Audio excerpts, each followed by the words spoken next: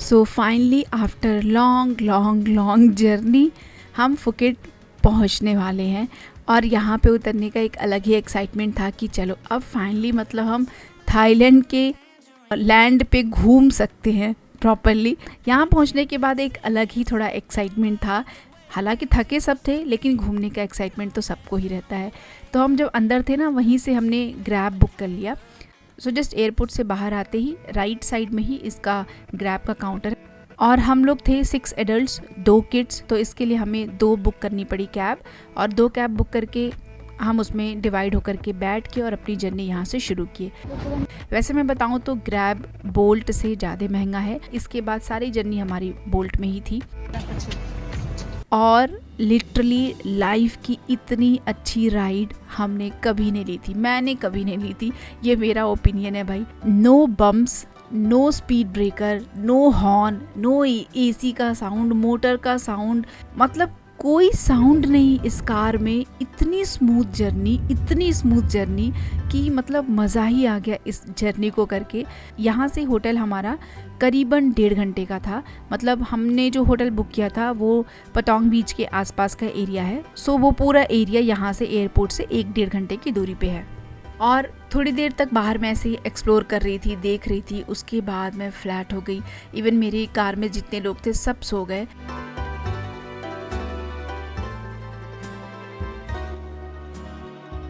So total journey was very smooth. सच में अगर आप थाईलैंड जाएंगे ना तो आपको डिफरेंस पता चलेगा हमारे यहाँ की जर्नीज़ में और वहाँ की जर्नी में बहुत अंतर है। ड्राइवर भी इतने अच्छी तरीके से गाड़ी चला रहे थे कि मतलब कुछ कहा ही नहीं जा सकता। रोड वगैरह बहुत अच्छी है।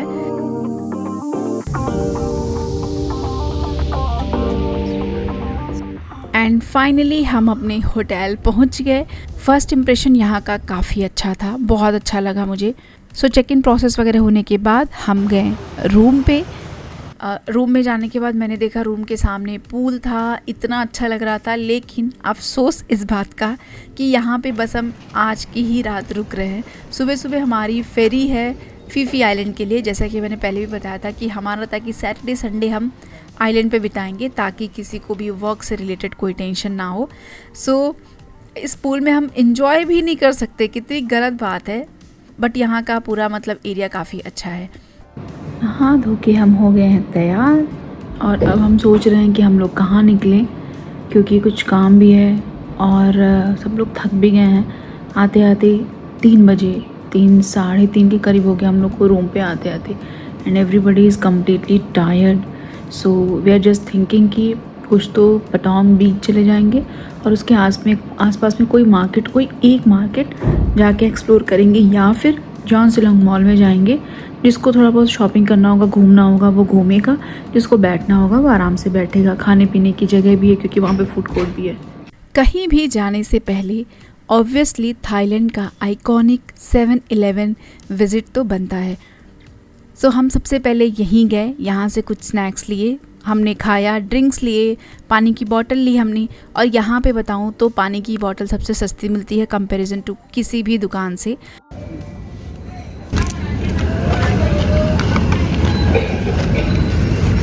यहाँ पे मैं बहुत सारी चीज़ें देख रही थी, छोटी छोटी चीज़ें। सच में सारी चीज़ें ख़रीद करके ट्राई करने का मन कर रहा था। मैंने कुछ चीज़ें यहाँ से ली थी। तभी मेरे हस्बैंड को कुछ ऑफिस से अर्जेंट कॉल आ गया और ये फिर यहीं बैठ गए। हमारा सब काम ख़त्म हो गया था तो हमारा प्लान था कि अब यहाँ से हम पटोंग बीच के लिए निकलेंगे। सो उनका कॉल था तो वो वहीं पे बैठे रह गए और वहाँ से अपना कॉल अटेंड करके बोले कि हम बाद में आएंगे, ज्वाइन करेंगे तुम लोगों को, तुम लोग चले जाओ। तो फिर मैं भी फ्रेंड्स के साथ ही निकल गई क्योंकि मुझे पता है वहाँ पे बोर हो जाऊँगी मैं और उनको अच्छा खासा टाइम लग जाएगा 1 घंटे का। तो हम सब लोग निकले पटोंग बीच के लिए। वॉकिंग स्ट्रीट बहुत अच्छा है, आराम से आप कहीं पर भी फुट मसाज करा सकते हैं। सो पटोंग बीच हमारे होटल से करीबन 10 से 12 मिनट की वॉकिंग डिस्टेंस पे था और वॉक करना यहाँ पे बहुत टफ़ नहीं है। बहुत आसानी से आप फुटपाथ पे आराम से वॉक करते हुए निकल सकते हैं, जा सकते हैं कहीं पे भी।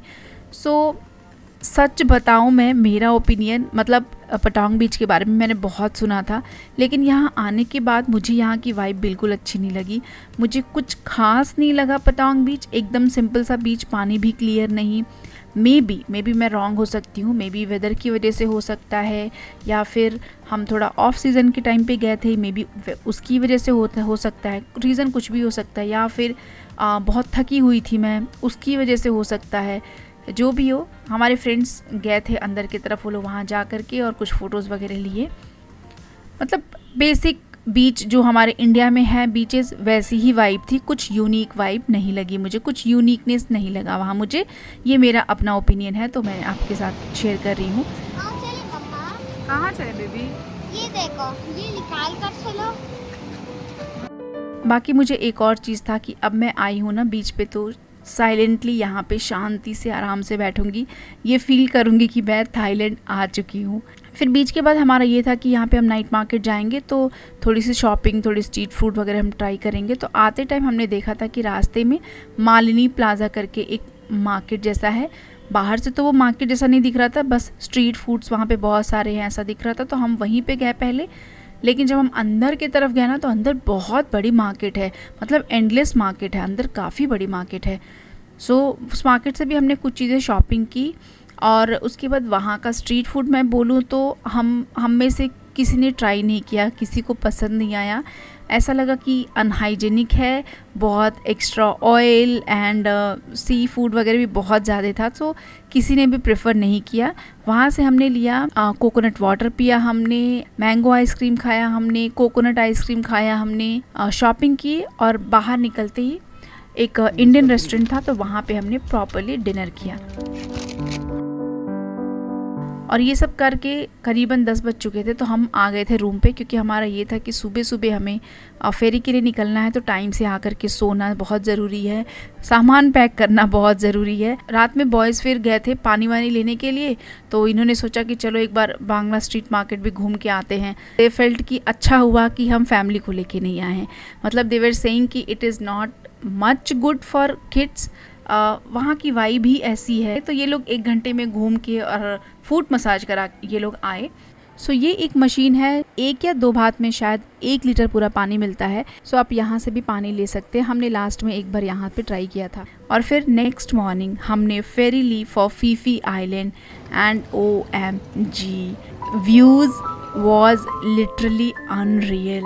That trip needs a separate vlog, so I'm going to share with you in the next vlog. तब तक के लिए bye bye, take care, and अपना बहुत सारा ध्यान रखिएगा। Bye bye.